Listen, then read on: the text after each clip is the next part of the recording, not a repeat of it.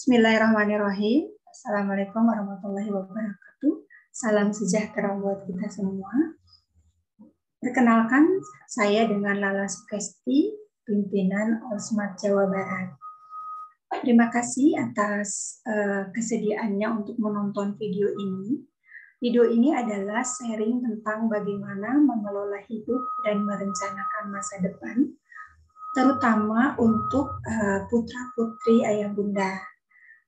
Namun demikian, ini bisa juga dilakukan untuk siapapun yang ingin membuat rencana tentang hidupnya di masa depan.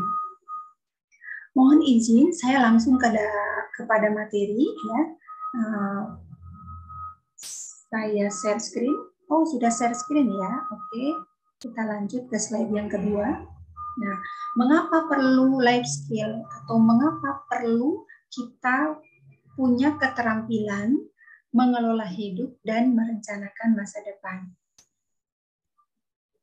Nah, kita lihat ternyata jumlah pengangguran di Indonesia hasil dari data Badan Pusat Statistik, pengangguran terdidik di Indonesia itu sangat tinggi, yaitu sekitar 6,20 juta jiwa Agustus 2020.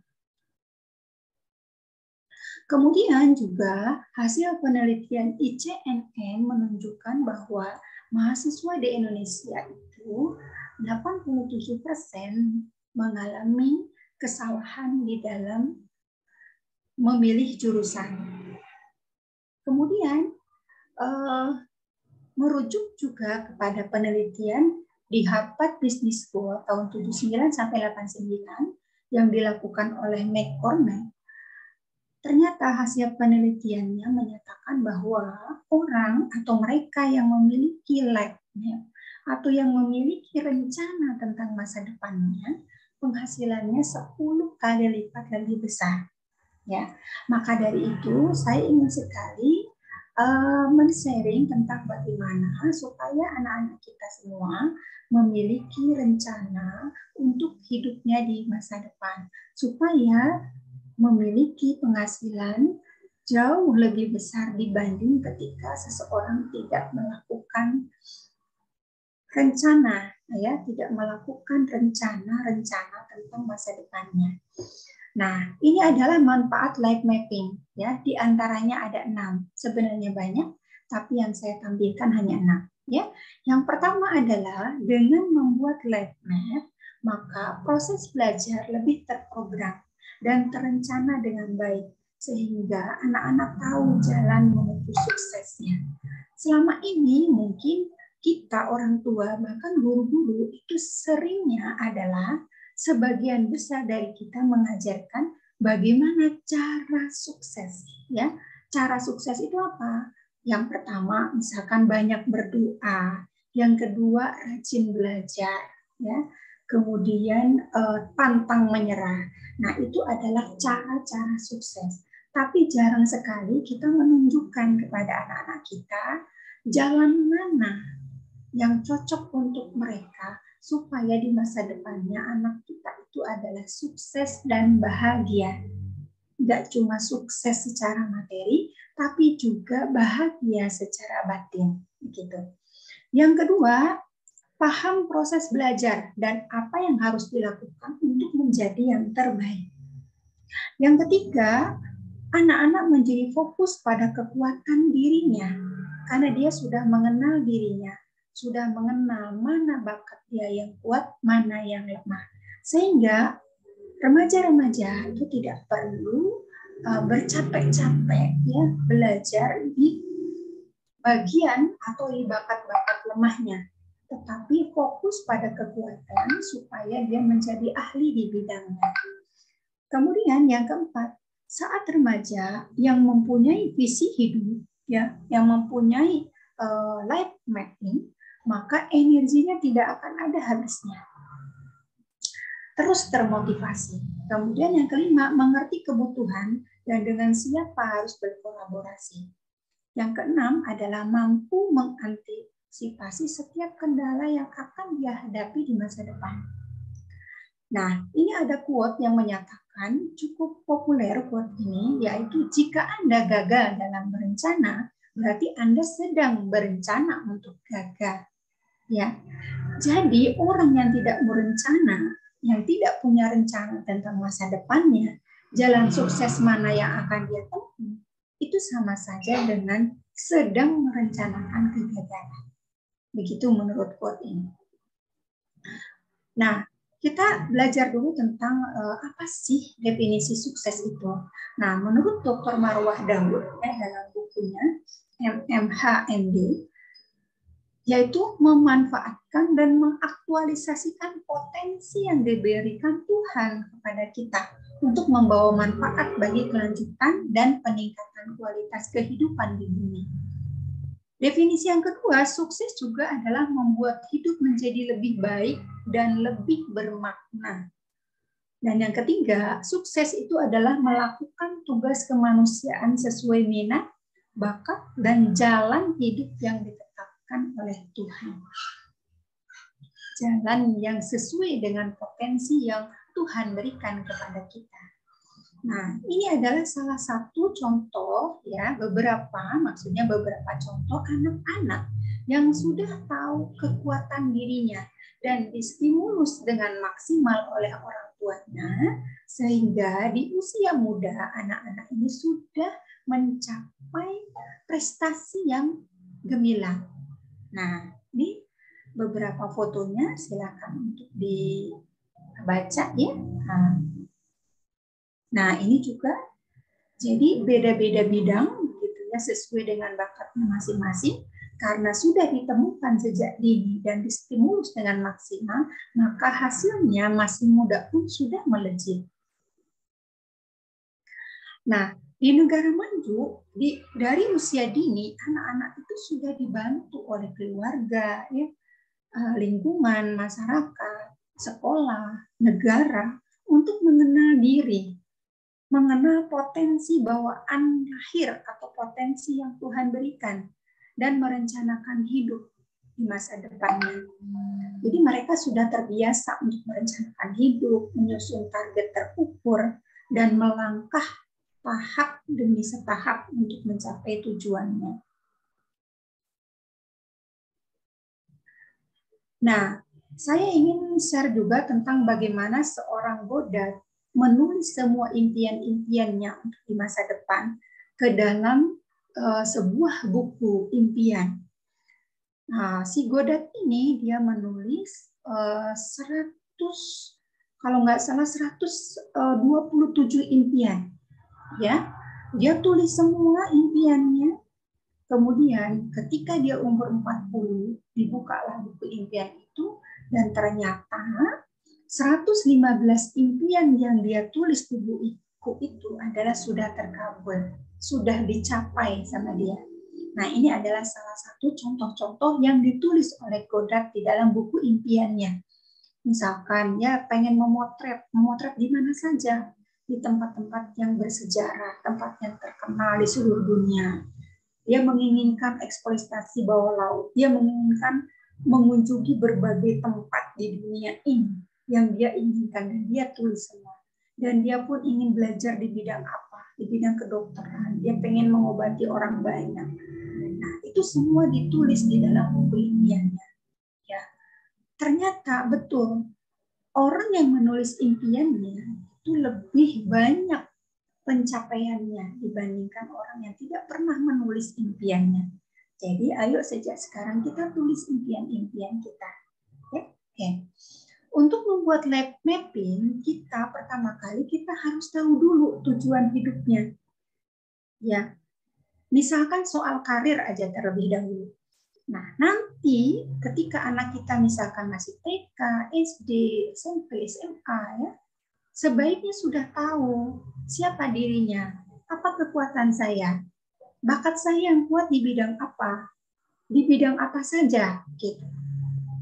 Untuk apa? Untuk supaya memiliki tujuan hidup. Misalkan karirnya nanti saya ingin menjadi siapa.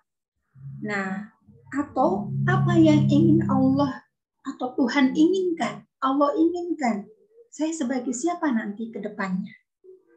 Nah, dari mana kita tahu? Ada yang sudah bisa merasakan ya kekuatan diri, kelebihan dia apa, ada yang belum. Nah, sebaiknya disarankan untuk menggunakan alat bantu untuk mengetahui bakat-bakat kuat diri kita atau bakat atau potensi anak-anak kita. Kita bantu mereka untuk menemukan jalan suksesnya. Ya, pertama kali kita harus menganalisa bakat putra-putri kita dulu. Ya, kita analisa dulu bawaan lahirnya dia berbakat di bidang apa saja. Nanti setelah menemukan bakatnya baru kita membuatkan tujuan hidup. Nah, sebelum menentukan satu tujuan hidup, 1, 2 atau 3 tujuan hidup, ya, karirnya nanti pengen berkarir di bidang apa sesuai dengan bakat kuatnya. Selain itu juga harus ada minat. Ya, bakat tanpa minat juga kurang mendukung. Gitu. Jadi bakat bidang yang ditekuni itu sebaiknya adalah di bidang bakat-bakat terkuatnya dan juga berminat di situ. Ya, supaya bisa melecit bakatnya ketika minatnya pun sama dengan bakatnya. Ya. Kemudian selain itu juga kita mengenal kepribadian diri. Ya. Di sini All Smart adalah salah satu cara alat bantu untuk mengetahui bakat bawaan lahir dan mengetahui kepribadian, ya, supaya kita bisa mencari irisannya antara bakat, kepribadian, dan juga minat. Sedangkan kemampuan finansial itu tidak terlalu mempengaruhi, hanya lebih baik kalau memang yang kita pilih adalah orang tua juga mampu untuk membiayainya, begitu. Nah, kita lihat seperti ini. Misalkan contoh, setelah tes All Smart akan didapatkan ragam bakat. Di dalam bakat ini, 88 jenisnya seperti yang nomor 1 body kinestetik, intrapersonal, interpersonal, linguistik, logik matematik, musikal, naturalis, dan visual spasialnya itu semuanya manusia memiliki. Hanya yang berbeda adalah setiap orang itu yang nilai persentasenya paling besar itu di bidang apa saja gitu. Nah, kalau contoh di sini yang paling tinggi ternyata adalah 15,6% di bidang imajinasi atau visual spasial. Yang kedua dan ketiga dan keempat ternyata nilainya hampir sama. Kedua, ketiga, dan keempat sekitar 12%. Berarti ketiga jenis kecerdasan ini atau bakat ini memiliki persentase yang sama. Artinya ketika distimulus, kecepatan menguasai di 3 bidang ini memiliki kecepatan yang sama jika distimulus dengan cara yang sama. Ya. Nah, jenis kecerdasan seperti yang di grafik ini, logik matematik, ya itu adalah disarankan untuk mengambil karir seperti dokter, ilmuwan, komputer, ya, dan lain sebagainya yang berhubungan dengan logik matematik. Gitu. Kemudian visual spasial ini adalah punya kemampuan memiliki kemampuan berpikir imajinasi, gitu ya. Di situ di visual spasial ini disarankan untuk mengambil bidang-bidang yang berbau imajinasi, ya. Misalkan arsitek, pilot, florist, desain interior, berbagai desain, gitu ya. Disaran fotografi dan lain sebagainya itu ada di kecerdasan visual spasial. Kemudian linguistik, kemudian body kinestetik. Ya, semua penjelasan masing-masing ragam bakat ini ada di hasil All Smart. Nah, ini hanya contoh saja. Nah, jika anak yang memiliki ragam bakat ini, misalkan dia berminat di kedokteran karena memang bakatnya pun mendukung, ya, cukup tinggi di logik matematik, body kinestetik, dan visual spasial. Jika ketika kecerdasan ini cukup tinggi, ya, disarankan untuk mengambil kedokteran bedah atau IT, misalnya gitu ya. Tapi ternyata anak ini berminat di kedokteran. Oh, kedokterannya yang memiliki imajinasi tinggi dan body kinestik yang tinggi disarankan untuk mengambil dokternya dokter bedah. Nah, misalkan anak ini betul-betul mengambil dokter bedah, ya. Nah, dari ragam bakat itu baru kita buatkan life mapping-nya.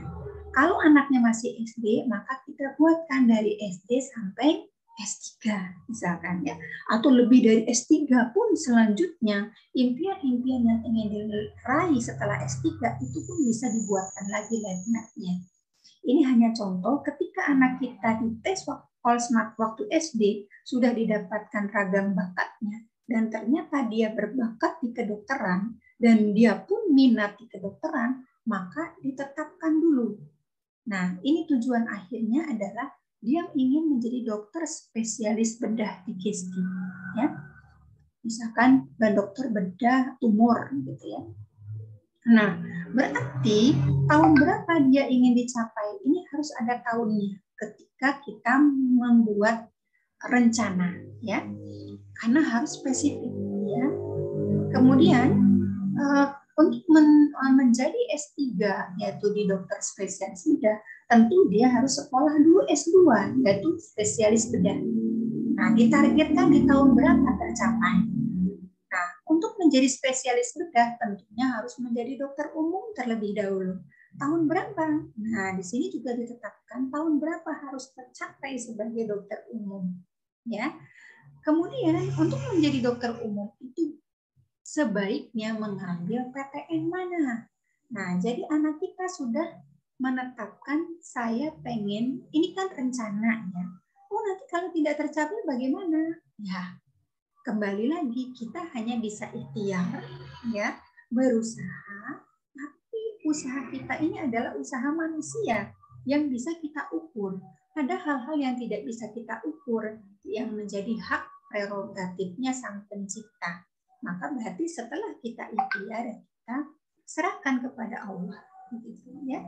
Dan tentunya banyak berdoa juga di sini selain belajar, ya. Nah, misalkan dia menetapkan atau merencanakan atau memimpikan ingin mengambil PTN di UI. Di sana ada kedokteran umum. Kemudian UNER atau UNBRAW atau UMB gitu ya. Atau mungkin swasta ya di Trisakti, Yarsi itu juga nggak ada masalah. Nah, ditetapkanlah PTN-nya atau PTS yang diinginkan. Nah, untuk mendapatkan PTN yang diinginkan, berarti SMA-nya harus bagaimana? Pastinya disarankan untuk belajar dengan rajin sesuai dengan mapel-mapel yang mendukung jurusan yang ada di PTN-nya. Ya, dibuatlah target-target semasa SMA. Nilainya harus berapa, ya? Organisasinya ikut organisasi apa? Karena selain akademis, sebaiknya juga kecerdasan lainnya di stimulus, ya misalkan leadership, keahlian leadershipnya, manajerialnya, ya komunikasinya, itu juga mestinya dirangsang juga supaya nanti ketika berkarir dan menjadi dokter yang luar biasa, yang bukan hanya dokter praktek saja, tapi juga bisa menjadi pembicara, begitu. Bisa menjadi melejit di bidangnya, ya. Jadi waktu SMA pun harus bagaimana nilai-nilainya, harus bagaimana organisasinya. Nah, anak itu sebaiknya membuat target-target waktu SMA untuk mendapatkan apa yang dia cita-citakan, jurusan yang dia cita-citakan ketika di PTN untuk mendukung karir yang diimpikan, gitu. Nah, kalau anak kita masih SMP, berarti kita tarik lagi dari SMA, kita buatkan SMP-nya. Ya, menjadi SMP, menjadi siswa yang terbaik waktu SMP. Menginginkan SMA-nya di mana? Sebaiknya ditulis. Kalau di sini kan tidak ditulis ya SMA-nya mana. Sebaiknya ditulis, misalkan kalau di Bogor tuh SMA 3, SMA 1 gitu ya. Karena SMA yang favorit misalkan gitu. Karena di sana akademisnya ternyata didukung oleh para gurunya, ya, sehingga bisa masuk PTN dengan mudah. Gitu. Nah, kalau anak kita SD, maka kita buatkan lagi life mapping-nya mulai dari SD. Kalau TK, ya dari TK. Kalau masih TK, SD, maka yang membuat life map ini adalah sebaiknya orang tua. Tapi ketika anak sudah SMP, apalagi SMA, sebaiknya mereka membuat sendiri, dibimbing oleh para orang tua. Oke, kita lanjut. Nah, yang tadi adalah life mapping secara global ya, hanya dalam bentuk bulat-bulat saja gitu. Nah, sebaiknya diurai dan rencana yang detail dari awal sampai akhir. Misalkan pendidikan kedokteran tahun berapa? Tahun 2021. Oh, berarti 4 tahun S1. Kemudian ngambil profesi dokter umum ya. Kemudian ngambil lagi bedah 5 tahun. Wah, berarti saya untuk menjadi seorang ahli gestik itu perlu 15 tahun gitu. Itu untuk sekolah dari mulai berapa tahun nih yang harus saya jalani. Sebaiknya 20 sampai 25 tahun itu adalah untuk sekolah gitu. Nah, dari 20 tahun pertama, 20 tahun kedua itu bisa untuk pengembangan diri dan 20 tahun berikutnya untuk menikmati dan melayani masyarakat gitu ya. Nah, kalau untuk menjadi dokter berarti pengetahuan yang sebaiknya distimulus dari sekarang ya. Di tahap manapun Anda, apakah SD, SMP, SMA, gitu ya. Kalau ingin menjadi dokter, berarti semua bacaan-bacaannya, buku-buku yang dia baca, atau e-book yang dia baca, tontonan-tontonan dia sebaiknya distimulus ke arah sana, ke arah hobi yang diinginkan. Ya, misalkan di sini pengetahuannya kedokteran umum, ilmu bedah, ya. Berarti informasi-informasi apa nih yang harus dia baca, yang harus diketahui supaya dia memiliki pengetahuan dan informasi yang cukup untuk menjadi seorang dokter ya. Kemudian skillnya apa, sarananya yang harus dia kuasai, nilai-nilai yang harus dia miliki untuk menjadi seorang dokter, distimulus dari sejak dini. Nah, itu contoh yang pertama. Sekarang contoh yang kedua, misalkan ragam bakatnya, ternyata linguistiknya tinggi. Kalau tadi kan logik matematik, visual, dan body kinestetik. Tapi sekarang contoh yang kedua ini adalah linguistiknya tinggi, ya 15,19%. Yang kedua interpersonal. Yang ketiga naturalis, musikal, dan logik matematik. Nah, ini banyak untuk kecerdasan-kecerdasan di bidang-bidang yang kuat ini banyak sekali saran-saran karir. Itu semua ada di hasil analisa bakat Olsman. Ya, nanti bisa dibaca di sana. Nah, contohnya misalkan anak itu sudah menentukan, oke, karena saya kecerdasan di linguistik, ya, kemudian interpersonal juga, gitu. Nah, saya ingin menjadi seorang diplomat, misalkan gitu ya. Nah, seorang diplomat kuliahnya harus di mana? Oh, aku kuliahnya berarti di hubungan internasional. Ya, hubungan internasional ini S2-nya. S2-nya mungkin bisa mengambil bidang-bidang yang lain juga, komunikasi misalkan. Tapi S1-nya mau mengambil HI, ya. Nah, PTN-nya di mana? Kalau untuk belajar HI, oke. Misalkan dia rencanakan di UI, UGM, dan lain sebagainya, ya. Kemudian dia buat tarik lagi. Kalau untuk mendapatkan HI di UI atau HI di UGM, syaratnya apa aja? Nah, syarat-syarat itu dipenuhi sejak SMA, ya. Membaca buku-buku tentang HI, ya, ngobrol dengan orang-orang yang sudah kuliah di HI, kemudian magang di tempat kerja yang seandainya nanti saya lulus dari HI, biasanya mereka kerja di mana, gitu. Dan itu bisa di-searching di Google, ya.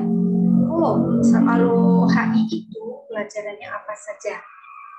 Bekerjanya di mana saja, gajinya berapa, ya itu semua sekarang udah enak sekali ada di Google.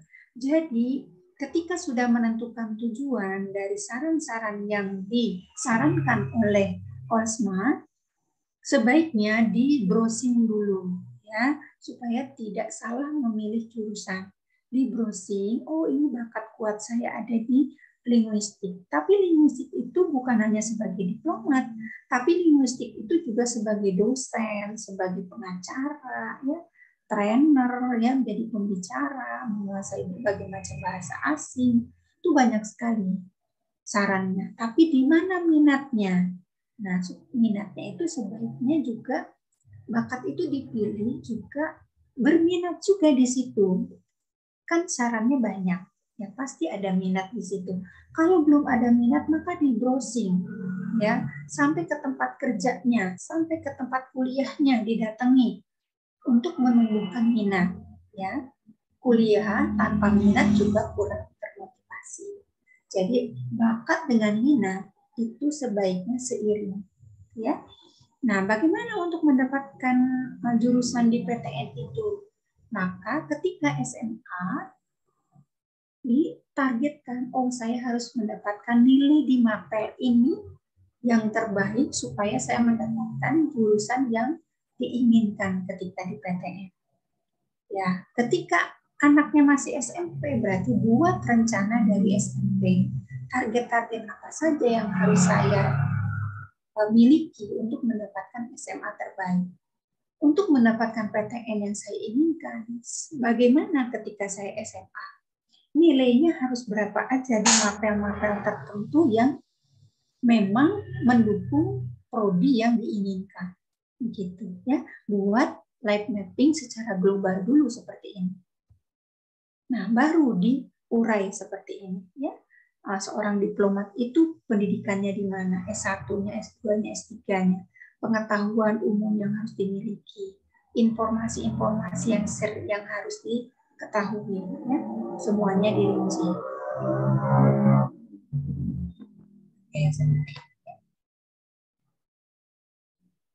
Nah, ini rincian untuk seandainya dia ingin masuk ke dokter hewan.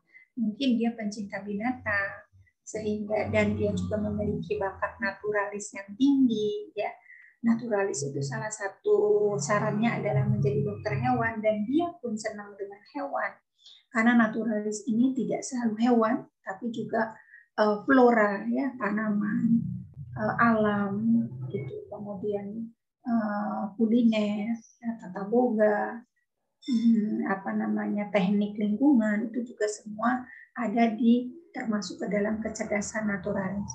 Nah, seandainya dia menentukan tujuannya nanti ingin menjadi seorang pengusaha pet shop, pengen memiliki 50 cabang pet shop gitu, maka berarti dia harus menjadi dokter hewan terlebih dahulu. Ya. Nah, di mana dia harus kuliah? Nah, dicari di situ PTN-nya di mana. Ya, kemudian bacalah semua yang berhubungan dengan kedokteran hewan. Demikian. Nah, ini juga disarankan kalau sempat ya bukan kalau sempat sih, diusahakan dibuat rinciannya di setiap tahapan hidup. Nah, ini contoh ya. Ini target ketika SMA. Kelihatan nggak? Oh, SMP ya. Nah, ketika SMP apa ya prestasi akademik maupun non akademik yang ingin diraih, kemudian menjadi 5 besar seangkatan misalkan ya, masuk SMA terbaik. Nah, ini ketika SMP ya. Nah, mengapa? Nah, why-nya ini mengapa pengen menjadi yang terbaik waktu SMA, waktu SMP? Oh, misalkan ingin membanggakan orang tua, ingin mengembangkan potensi dan karakter diri dan lain sebagainya. Bagaimana caranya untuk mendapatkan menjadi siswa terbaik? Oh, aku harus aktif berorganisasi, misalkan ya, belajar sungguh-sungguh, les, ikut kursus, misalkan ya, kursus-kursus yang mendukung bakat saya, kemudian magang, membaca buku, misalnya, dan lain sebagainya. Oke, ini. Kemudian ini adalah target-target yang ingin dicapai ketika SMA ya. Oke, ketika SMA. apa yang ditargetkan akademiknya. Misalkan saya pengen nilai-nilai mapel yang di bakat kuat saya minimal 9, minimal 95 gitu ya. Kemudian pengen masuk PTN terbaik gitu, di UI, target terbaik itu harus disebutin UI, misalkan UNER, atau siap di PTN mana yang menurut Anda yang terbaik. Nah, mengapa? Nah, itu alasannya juga harus ditulis. Mengapa Anda ingin menjadi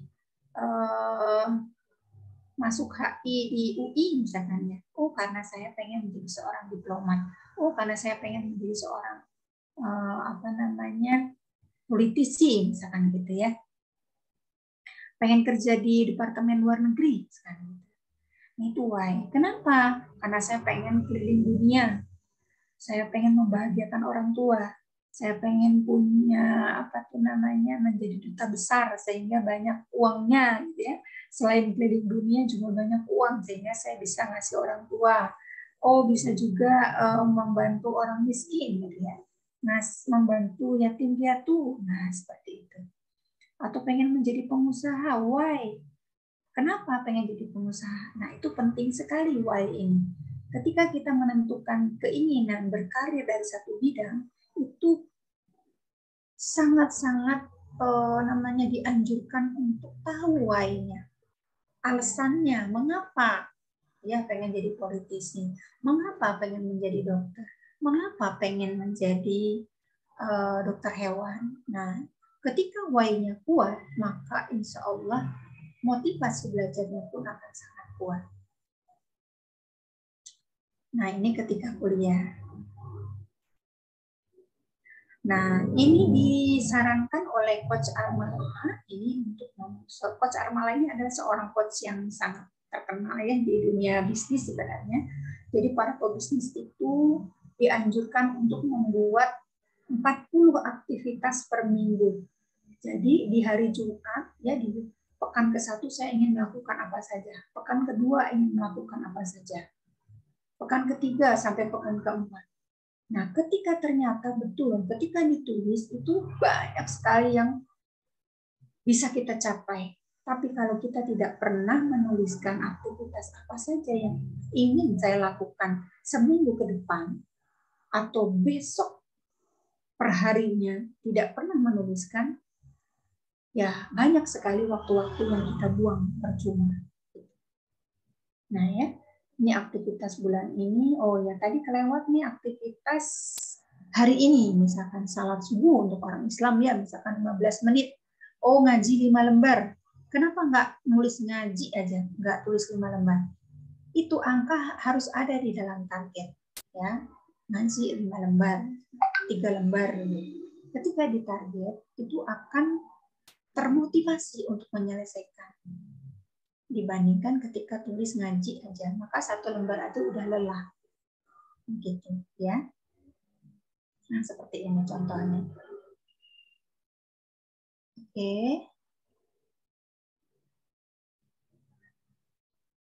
Nah, ini target bulanan. Ini target tahunan. Kemudian ini target 5 tahunan. Ya.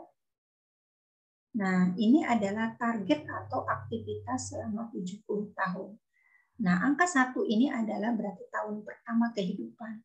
Kalau sekarang misalkan dites OSMAT dalam waktu umur 15 tahun, berarti dari angka 1 sampai 15 itu diisi dengan kenangan. Ya, kejadian-kejadian di tahun kelima, misalkan ada apa nih? Misalkan dapat lomba azan, misalkan gitu ya, atau lomba matematika, gitu ya. Apapun itu ditulis setiap kejadian sebagai kenangan yang terindah. Tapi dari 15 tahun sampai umur 70, insya Allah panjang umur ya, sampai di atas 70 misalkan, maka kita buat dengan impian-impian. Misalkan ketika sekarang 15 tahun SMP, maka di masa SMA apa yang ingin diraih? Apa prestasi apa saja yang ingin diraih? Ya, kemudian di umur 22 lulus kuliah, misalnya S1. Oh, berarti apa yang ingin dicapai setiap tahunnya? Apa yang ingin diinginkan? Berarti ini artinya impian. sampai umur 70 impian apa saja yang ingin dicapai. Sebaiknya ditulis.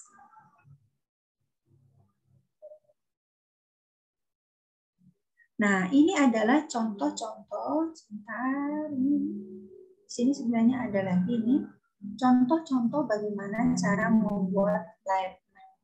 Ya. Sebentar. Oh, tidak muncul ini gambarnya. Ini salah satu contoh pembuatan life map. Ya, bisa dibuat seperti ini. Bisa dibuat seperti ini, ya. Nah, misalkan nih, life map yang terinci ini ya. Oke, hereafter, hobinya apa aja yang dilakukan, pengen tur kemana aja, kehidupan sosialnya bagaimana, sekolahnya bagaimana, sekolahnya, family, hubungan dengan keluarga bagaimana, kesehatannya yang diimpikan, ya, kemudian karir, finansial, gitu ya, dan lain sebagainya. Ini bisa juga dibuatkan impian-impian seperti ini. Nah, ini contoh life mapping ya yang sudah dibuat. Ini banyak sekali anak-anak membuat di Instagram, bisa kita lihat. Misalkan ini anak SMA Negeri 2 Bogor ya, pengen masuk SBMPTN kemana, ke Fakultas Hukum UI. Nah, ini dia membuat life map sederhana. Nah, ternyata ujungnya adalah kenapa dia di FHUI? Karena ujung karirnya yang ingin dia lakukan adalah menjadi notaris. Lihat ya. Nah, ini ingin menjadi notaris. Ini sebelah kanan. Life mapping sebelah kanan. Nah, kalau yang sebelah kiri ini juga contoh life mapping ya. Nah, ini juga ada contoh life mapping juga. Dan sebagainya. Banyak sekali contoh-contoh life mapping yang bisa didapatkan di Instagram. 4 resep sukses dari Napoleon Hill ya. Yang pertama adalah tuliskan dengan jelas dan singkat apa yang Anda inginkan dalam hidup. Yang kedua, kembangkan garis besar rencana Anda untuk mencapai tujuan. Bayangkan Anda sudah mencapainya ketika menulis. Situ akan terpancar kebahagiaan ya, dari wajah Anda. Misalkan pengen umroh, maka bayangkan Anda ketika menulis impian itu, Anda sudah ada di sana. Begitu ya. Tetapkan jadwal yang pasti kapan tujuan Anda akan dicapai, langkah demi langkah. Maka tadi ditulis tahunnya, kapan ini dicapai. Kemudian ingatlah tujuan utama dan rencana Anda ya. Ulangi beberapa kali sehari.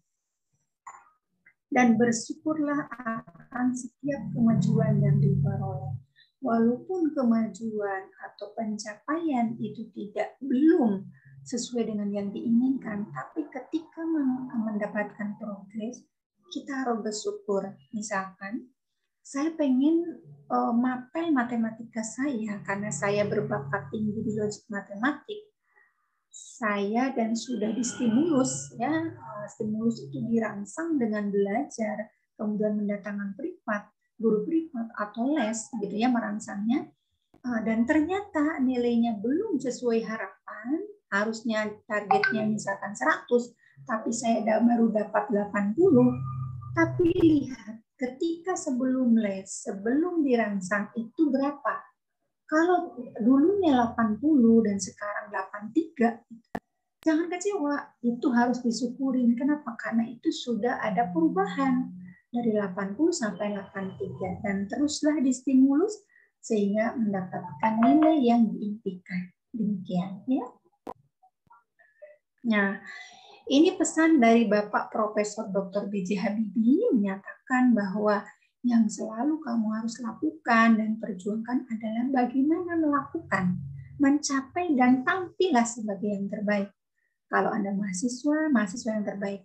Jika kelak bekerja di bidang apa saja, jadilah yang terbaik di bidangnya. Begitu kata Bapak Profesor Dr. B.J. Habibie almarhum.